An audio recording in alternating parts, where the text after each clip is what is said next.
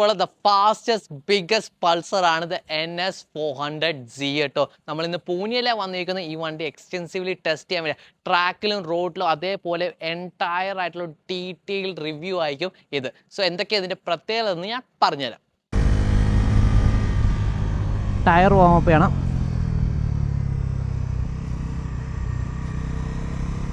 കൊള്ളാം, ഫീലിംഗ് ഒക്കെ കൊള്ളാം. ഭയങ്കര ബൗൺസിയാണ് കേട്ടോ.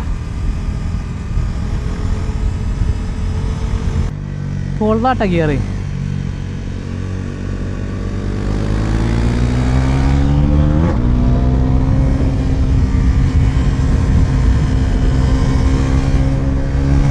കൊച്ചി പറ്റാനാണ്.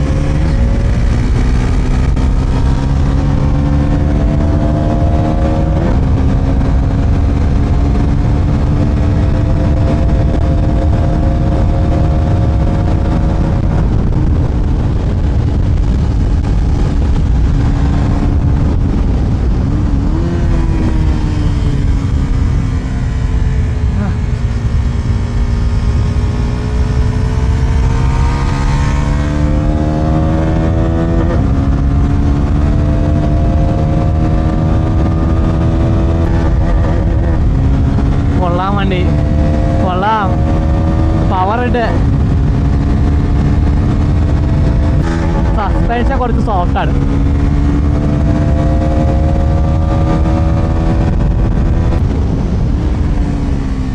ട്രെയിൽ ചെയ്ത് എൻട്രിയോട് ഭയങ്കര ബമ്പാണ് കേട്ടോ. അതുകൊണ്ടാണ് ഞാനിങ്ങനെ പയ്യെ ഓടിക്കുക. കൊച്ചു വെച്ചാൽ അവിടെ കറങ്ങി വരിക പറത്ത.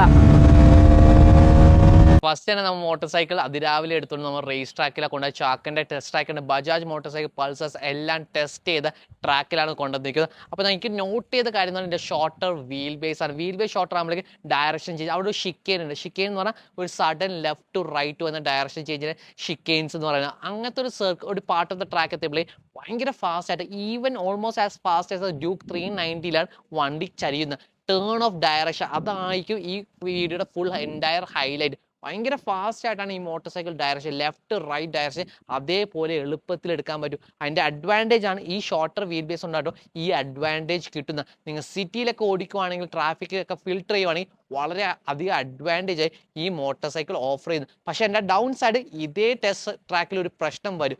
മെയിൻ സ്ട്രേറ്റിൽ ഏകദേശം 170 165 പ്ലസ് ഒക്കെ എത്തുമ്പോൾ നമ്മൾ ഡൗൺ ഷിഫ്റ്റ് ചെയ്യുമ്പോഴേക്കും ഇതിൻ്റെ സ്റ്റെബിലിറ്റിനെ അഫക്റ്റ് ചെയ്യുന്നുണ്ട്. ഹയർ സ്പേസ് കോർണർ എടുക്കുമ്പോഴാണെങ്കിൽ ചെറിയ രീതിയിൽ ഇതിൻ്റെ ടയേഴ്സ് ആണോ ഇതിൻ്റെ റിയർ സസ്പെൻഷൻ ആണോ പ്രശ്നം, നമുക്കൊന്നും കൂടി പ്രോപ്പർ ടെസ്റ്റ് ചെയ്യാനുണ്ട്. സോ ഗൈസ് നമ്മൾ വണ്ടി റോഡിലിറക്കി. അപ്പോൾ ഇനീഷ്യലി തന്നെ എനിക്ക് കിട്ടിയൊരു ഫീഡ്ബാക്ക് എന്ന് പറഞ്ഞാൽ ഈ വണ്ടിയുടെ എൻജിൻ ക്യാരക്ടർ തന്നെ ടോട്ടലി ചേഞ്ച്ഡാണ്. ഏകദേശം ഇതിൻ്റെ ഓൾമോസ്റ്റ് 80% 30 Nm ഓഫ് ടോർക്കില്ലേ, അത് ആറ്റ് 3500 RPM പ്രൊഡക്ഷൻ ചെയ്യുന്നത്. എന്ന് പറഞ്ഞാൽ നിങ്ങൾക്ക് ഓവർടേക്ക് ചെയ്യാൻ എല്ലാ ഗിയറിൽ തന്നെ ത്രോട്ടിൽ കൊടുത്തു കഴിഞ്ഞാൽ ആ വണ്ടികളൊക്കെ ഓവർടേക്ക് ചെയ്യുന്നതായിരിക്കും. പിന്നെ ഇപ്പോൾ സ്ലിപ്പ് ആൻഡ് അസിസ്റ്റ് ക്ലച്ച് ഉണ്ട്. ക്ലച്ച് ലെവൽ ലൈറ്റാണ്. മാത്രമല്ല ഇപ്പോൾ റൈഡ് ബൈ വയർ കൂടിയാണ്. ഒരു ഫിസിക്കലായിട്ടുള്ള ഒരു ആക്സിലേറ്റർ കേബിൾ ഇല്ല. ഇപ്പോൾ നമ്മൾ ഒറ്റയടിക്ക് ഇങ്ങനെ തിരിച്ചാലും വണ്ടി ഒറ്റയടിക്കല്ല പവർ ഉണ്ട്, ഭയങ്കര ലീനിയർ ആയിട്ടാണ് പവർ ഡെലിവറി ചെയ്യുന്നത് കേട്ടോ. ഇത് ഡ്യൂക്ക് 390 വെച്ച് നോക്കുമ്പോൾ അത്രയ്ക്ക് പവർ ഹംഗ്രി അല്ലെങ്കിൽ അത്രയ്ക്ക് ഒരു അഗ്രസീവ് ആയിട്ടുള്ള മോട്ടോർ സൈക്കിളല്ല, മച്ച് മോർ ടേമർ, കുറച്ചും കൂടി ഒരു ബിഗിനർ ഫ്രണ്ട്ലി മോട്ടോർ സൈക്കിളാണ് അയക്കുന്നത്. സോ എൻജിൻ്റെ കാര്യം കുറച്ചുകൂടി പറയാം. ഇത് ഫസ്റ്റ് ജനറേഷൻ ഡ്യൂക്ക് 390 അതേപോലെ തന്നെ ഡോമിനാർ 400 വന്നിരിക്കുന്നത് സിമിലർ എൻജിനാണ്. 373.27 cc liquid cool single cylinder 6 speed gearbox ആണ്. എല്ലാ സെറ്റപ്പ് അതാ, പക്ഷേ ഡിഫറെൻ്റ്ലി ട്യൂൺഡ് ആണ് കേട്ടോ. എനിക്ക് ഡോമിനാറിനെ കാട്ടിയും കൂടുതൽ ഇതിൻ്റെ ഒരു ക്യാരക്ടറാണ് ഇഷ്ടപ്പെട്ടിരിക്കുന്നത്. ലോ ഡൗൺ ഉണ്ട്, ടോപ്പ് എൻഡ് ഉണ്ട്, അതുപോലെ മിഡ് റേഞ്ചും ഉണ്ട്. പിന്നെ ലൈറ്ററാണ്. ഒരു ലൈറ്റർ വെയ്റ്റ് മോട്ടോർ സൈക്കിളിൻ്റെ അഡ്വാൻറ്റേജ് എന്ന് പറഞ്ഞാൽ അത് ഫാസ്റ്ററായിട്ടായിരിക്കും ആക്സലേറ്റും ചെയ്യുന്നത്. സോ അതൊക്കെയാണ് കേട്ടോ കാര്യങ്ങൾ. മാത്രമല്ല ഡോമിനാർ വെച്ച് നോക്കുമ്പോൾ ഇത് ഓൾമോസ്റ്റ് 19 kilograms ലൈറ്ററാണ്. 19 കിലോ കുറച്ചുണ്ട്. ആ 19 കിലോ കുറച്ചപ്പോഴേക്കും ഞാൻ നേരത്തെ പറഞ്ഞായിരുന്നു ഇതിൻ്റെ കാലിപ്പേഴ്സൊക്കെ കുറച്ച് ആക്സിയൽ ടൈപ്പ് കാലിപ്പേഴ്സാണ് കൊടുത്തിരിക്കുന്നത്. മറ്റേൻ്റെ അത്ര പെർഫോമൻസ് ഓറിയൻറ്റഡ് അല്ല. ഒരു 4 piston അല്ല, 2 piston ആണ്, ആക്സിയലാണ്. മറ്റേ റേഡിയലി മൗണ്ടഡാണ് വരുന്നത്. പക്ഷേ വെയിറ്റ് കുറഞ്ഞുകൊണ്ട് കമ്പൻസേറ്റ് ചെയ്യാൻ പറ്റും. പിന്നെ ഈ വണ്ടിയുടെ ത്രൂ ഔട്ട് ഞാൻ പറയാൻ പോകുന്നൊരു കാര്യം എന്ന് പറഞ്ഞാൽ ഇതൊരു കോസ്റ്റ് എഫക്റ്റീവ് മോട്ടോർ സൈക്കിളാണ്. എല്ലാവർക്കും അഫോർഡ് ചെയ്യാൻ പറ്റുന്ന ഒരു 400 ആണ്. നമുക്കറിയാം ബജാജാണ് ഇങ്ങനത്തെ മോട്ടോർ സൈക്കിൾസ് ഇറക്കുന്നത്. അഫോർഡബിൾ പെർഫോമൻസ് മോട്ടോർ സൈക്കിൾസ് എന്ന് നമ്മൾ ചിന്തിക്കുമ്പോൾ തന്നെ മനസ്സിൽ വരുന്ന പൾസറാണ്. പൾസർ 400 NS ആണിത്. NS 400Z ആണ് കേട്ടോ. സോ Z ഇഷ്ടമുള്ളതൊക്കെ പോലെ പറയാം, നമുക്ക് ഇഷ്ടമുള്ളതൊക്കെ പോലെ തന്നെ വിളിക്കാം കേട്ടോ. അതൊന്നും ഒരു കാര്യമില്ല, നമ്മുടെ ഇഷ്ടമാണ്, നമ്മുടെ പൾസറാണ്. സോ ഇത് പറഞ്ഞു വരാനുള്ള കാര്യം എന്ന് പറഞ്ഞാൽ ഇത് വാല്യൂ ഫോർ മണി ഡീലാണ്. കിങ് എന്ന് വേണമെങ്കിൽ പറയാം ഈ സെഗ്മെൻറ്റിൽ തന്നെ. എന്ന് പറഞ്ഞാൽ R15, MT15, ഡ്യൂക്ക് 200 അതൊക്കെ ഈ പ്രൈസ് റേഞ്ചിലാണ് വരുന്നത്. ആൻഡ് ഡോമിനാക്കാട്ടി 40,000 മോർ അഫോർഡബിൾ കൂടിയാണ് ദ NS 400.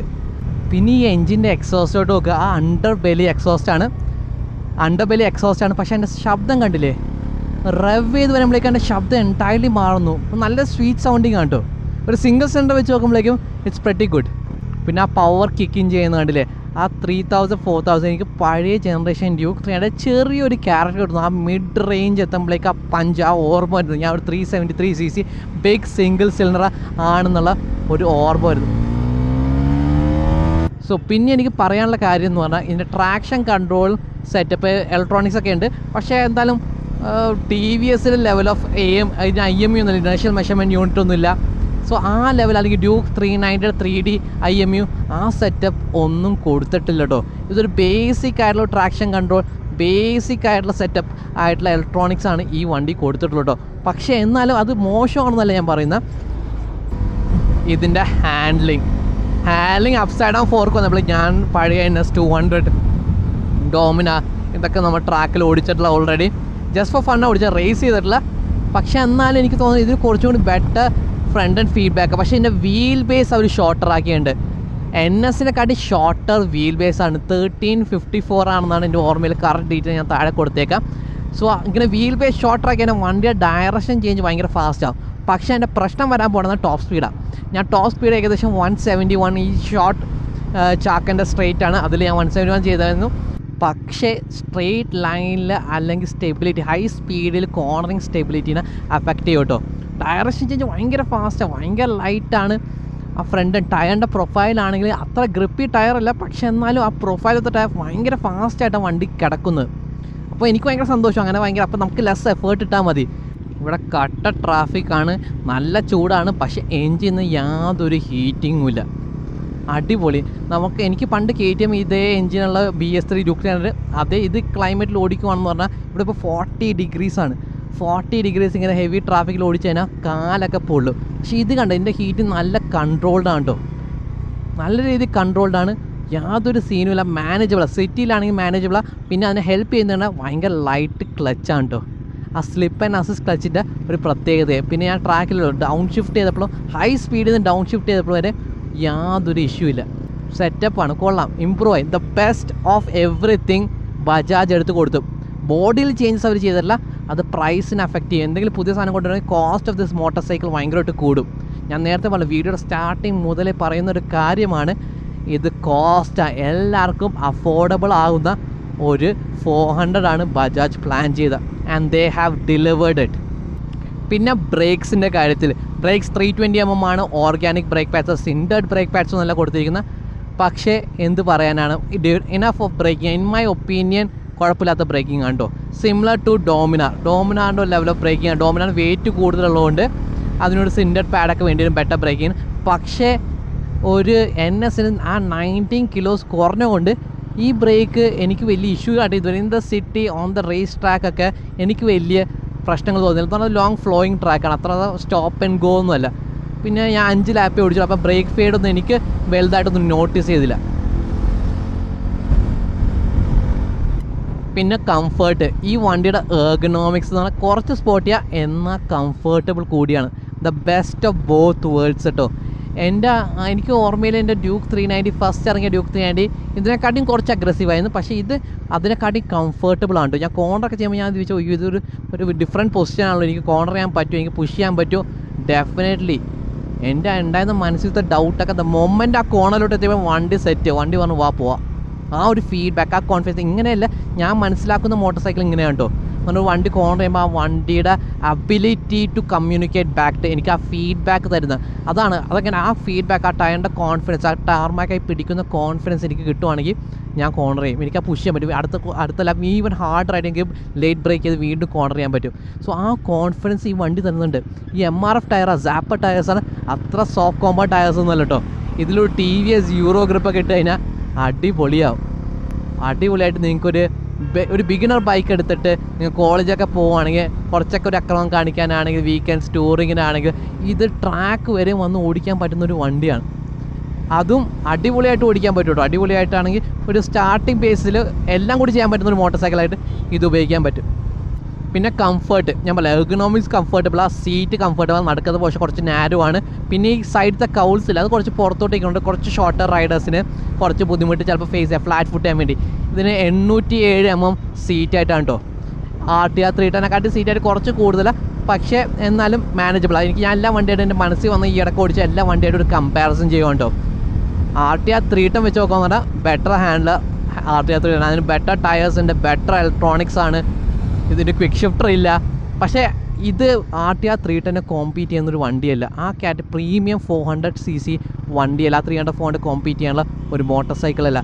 ഇതൊരു ബിഗിനർ 400 ആണ്, അഫോർഡബിൾ 400. എല്ലാവർക്കും വേണ്ടിയുള്ള ഇപ്പോൾ 125-150 ഒക്കെ ഓടിക്കുന്ന ഒരാൾക്കാണെങ്കിൽ ഒരു 400 പെർഫോമൻസ് എക്സ്പീരിയൻസ് എന്താണ് 400cc അത് മനസ്സിലാക്കി കൊടുക്കാൻ വേണ്ടി NS 400Z ഇറക്കി.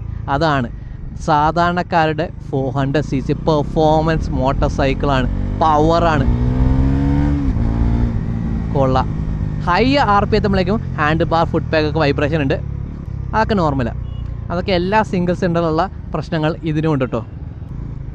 പിന്നെ ഇപ്പോൾ അഡ്ജസ്റ്റബിൾ ബ്രേക്ക് ലെവേഴ്സാണ് കൊടുത്തിരിക്കുന്നത്. അത് മസ്റ്റ് ഇമ്പോർട്ടൻ്റ് ആയിട്ടുള്ള ഒരു സംഭവമാണ്, വേണ്ട എല്ലാ വണ്ടിക്കും വേണമെന്ന് ഇൻ മൈ ഒപ്പീനിയൻ അതൊരു ബേസിക് ആയിട്ടുള്ള കാര്യം. അത് എല്ലാ വണ്ടിയിലും കൊടുക്കണമെന്ന് എൻ്റെ ഒരു ഒപ്പീനിയൻ കേട്ടോ. പിന്നെ റൈഡിങ് മോഡ്സ്, 4 റൈഡിങ് മോഡ്സ് ഉണ്ട്. എന്തൊക്കെയാണെന്ന് നോക്കാം. റോഡ്, സ്പോർട്ട്, റെയിൻ, ഓഫ് റോഡാണ് കേട്ടോ. കൊള്ളാമല്ലേ, സെറ്റപ്പാണ്. എൻ്റെ ABS ഇൻട്രൂഷനും മാറും, അതേപോലെ തന്നെ പവർ ടു ദ വീലും നമുക്ക് മാറ്റാൻ പറ്റും. ഇതിപ്പോൾ റൈഡ് ബൈ വയർ, ഇതിന് ഇലക്ട്രോണിക് ത്രോട്ടിൽ ബോഡിയാണ്.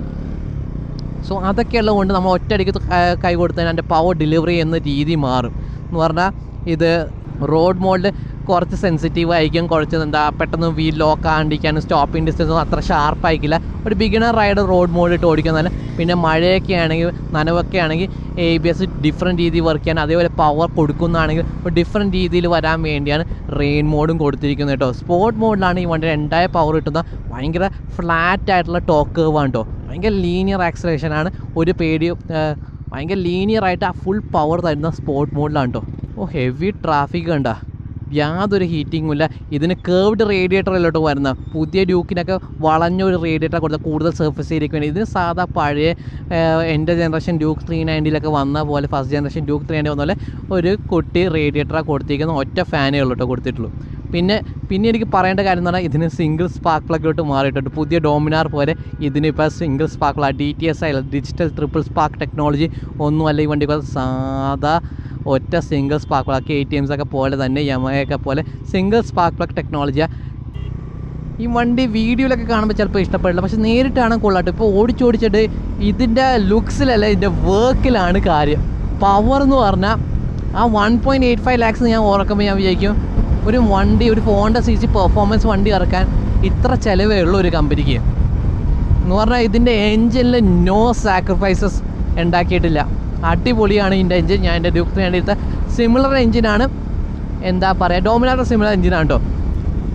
ഇതിന് ഏറ്റവും നല്ലൊരു കോംപ്ലിമെൻറ്റ് കൊടുക്കാൻ പറ്റുന്നതെന്ന് പറഞ്ഞാൽ ഇതൊരു കോമായിട്ടുള്ള ഒരു ശാന്തനായിട്ടുള്ള ഡ്യൂക്ക് 390 ആണ്. ഇപ്പോൾ എനിക്ക് കിട്ടുന്ന fuel economy 18 kilometre to the ലിറ്ററാണ് കേട്ടോ. ട്രാക്കിൽ നിന്ന് അക്രമം കാണിച്ചിട്ട് വരിക, കേപ്പബിളാണ്. ഈ വണ്ടിയുടെ ഏറ്റവും ബിഗ്ഗസ്റ്റ് വീക്ക്നെസ് എന്ന് നോക്കിക്കഴിഞ്ഞാൽ അത് സസ്പെൻഷനാണ്. ഇപ്പോൾ ഈ റോഡിൽ കണ്ടില്ലേ, കുറച്ചൊക്കെ മര്യാദക്ക് ഓടിക്കുവാണെങ്കിൽ less than 80 kmph ഒക്കെ ഓടിക്കുകയാണെങ്കിൽ യാതൊരു സീനില്ല. നമ്മൾ പുഷ് ചെയ്ത് ഓടിക്കുമ്പോഴാണ്, നമ്മൾ വണ്ടി കുറച്ച് ലിമിറ്റിലൊക്കെ ഓടിക്കുകയാണെങ്കിൽ ബംസൊക്കെ ചെയ്യുകയാണെങ്കിൽ പെട്ടെന്ന് ഈ സസ്പെൻഷൻ ബോട്ടം ഔട്ട് ആവട്ടോ. ആ അടിയൊക്കെ നമുക്ക് റൈഡറിലോട്ട് കിട്ടും. പറഞ്ഞാൽ അതാണ് കോസ്റ്റ് കട്ട് ചെയ്തിരിക്കുന്നത് ബജാജ്. ഒരു ബെസ്റ്റ് ഓഫ് ബോത്ത് വേൾഡ്സ് കിട്ടാൻ വേണ്ടി ബജാജ് ട്രൈ ചെയ്തു. പക്ഷേ അതിൻ്റെ സാക്രിഫൈസ് വന്നതെന്ന് പറഞ്ഞാൽ ഹാൻഡ്ലിങ്, അതേപോലെ ഞാൻ പ്രിസിഷൻ ട്രാക്ക് റൈഡിങ്ങിൻ്റെ കാര്യമാണ് പറയുന്നത്. റോഡ് യാതൊരു സീനും ഇല്ല, പക്ഷേ കുറച്ചുകൂടി പേസിലൊക്കെ ഓടിക്കും, കുറച്ചുകൂടി സ്പീഡിൽ സ്പിരിറ്റഡ് ആയിട്ട് ഓടിക്കുമ്പോഴേക്കും ഈ സസ്പെൻഷൻ്റെ അടിയൊക്കെ നമുക്ക് റൈഡറിന് കിട്ടുന്നു. അത് ലെസ്റ്റ് എന്താ പറയുക, അത് അത്ര കംഫർട്ടബിൾ അല്ല. നമ്മുടെ കേരള റോഡിലൊക്കെ കുറച്ചൊരു എന്താ പറയുക എത്ര കംഫർട്ടബിൾ ആയിട്ടുള്ള സസ്പെൻഷൻ അല്ല. ഈ സെഗ്മെൻറ്റിലത്തെ RTR 310, ഡ്യൂക്ക് 390, ഡോമിനാനൊക്കെയാണ് better suspension for the road കൊടുത്തിരിക്കുന്നത്. പിന്നെ ഈ ഡിസ്പ്ലേ കേട്ടോ, ഇതൊരു LCD ഡിസ്പ്ലേ ആണ് കൊടുത്തിരിക്കുന്നത്. പിന്നെ ഇവിടെ ഡോട്ട് മാട്രിക്സ് വേറെ സ്ക്രീൻ ഉണ്ട്, നമ്മുടെ ആവശ്യമുള്ള ഡാറ്റയൊക്കെ ആവറേജ് ഫ്യൂൽ എക്കോണമി, ട്രിപ്പ് കാണിക്കാനും പിന്നെ റൈഡിങ് മോഡ്സ്, ട്രാക്ഷൻ കൺട്രോളൊക്കെ ഓഫ് ആക്കാനുള്ള എല്ലാം ഈ കുട്ടി സ്ക്രീനിലാണ് കാണിക്കുന്നത്. കൊള്ളാം, അതൊക്കെ ഇഷ്ടപ്പെട്ടു.